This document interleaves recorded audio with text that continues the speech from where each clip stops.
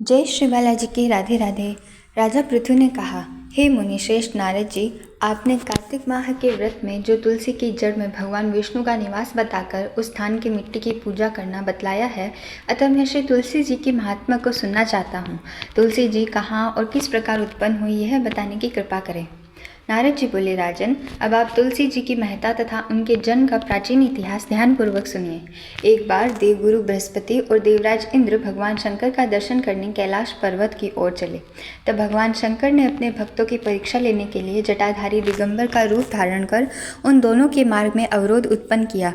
यद्यपि वह तेजस्वी, शांत, लंबी भुजा और चौड़ी छाती वाले गौर वर्ण अपने विशाल नेत्रों से युक्त तथा सिर पर जटा धारण किए वैसे ही बैठे थे, तथापि उन भगवान शंकर को न पहचान कर इंद्र ने उनसे उनका नाम व धाम आदि पूछते हुए कहा कि क्या भगवान शंकर अपने स्थान पर है या कहीं गए हुए हैं। इस पर तपस्वी रूप भगवान शिव कुछ नहीं बोले।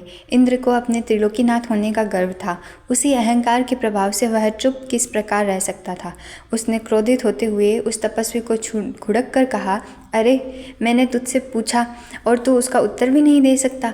अभी मैं तुझ पर वज्र का प्रहार करता हूँ, फिर देखता हूँ कि कौन तुझे दुर्मति की रक्षा करता है। इस प्रकार कहकर जैसे ही इंद्र ने उस जटाधारी दिगंबर को मारने के लिए हाथ में वज्र लिया, वैसे ही भगवान शिव ने वज्र सहित इंद्र का हाथ स्तंभित कर दिया और विकराल नेत्र कर उसे देखा। उस समय ऐसा प्रतीत हो रहा था कि वह दिगंबर प्रज्वलित हो उठा है और वह अपने तेज से जला देगा।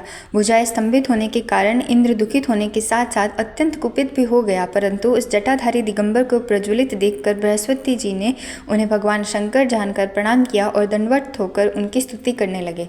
बृहस्पति भगवान शंकर से कहने लगे, हे दीनानाथ, हे महादेव, आप अपने क्रोध को शांत कर लीजिए और इंद्र के इस अपराध को क्षमा कीजिए। बृहस्पति के यह वचन सुनकर भगवान शंकर ने गंभीर वाणी में कहा, मैं अपने नेत्रों से निकाले हुए क्रोध को किस प्रकार रोकूं। तब बृहस्पति ने कहा, भगवान, आप अपना भक्तवत्सल नाम सार्थक करते हुए भक्तों पर दया कीजिए।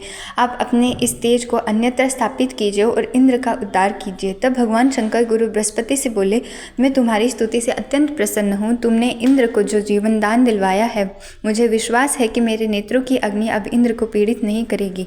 बृहस्पति से इस प्रकार कहकर भगवान शिव ने अपने मस्तक से निकाले हुए अग्निमय तेज को अपने हाथों में ले लिया और फिर उसे एक क्षीर सागर में डाल दिया। तत्पश्चात भगवान शंकर अंतर्ध्यान हो गए। इस प्रकार जिसको जो जानने की कामना थी उसे जानकर इंद्र तथा बृहस्पति अपने अपने स्थान को चले गए।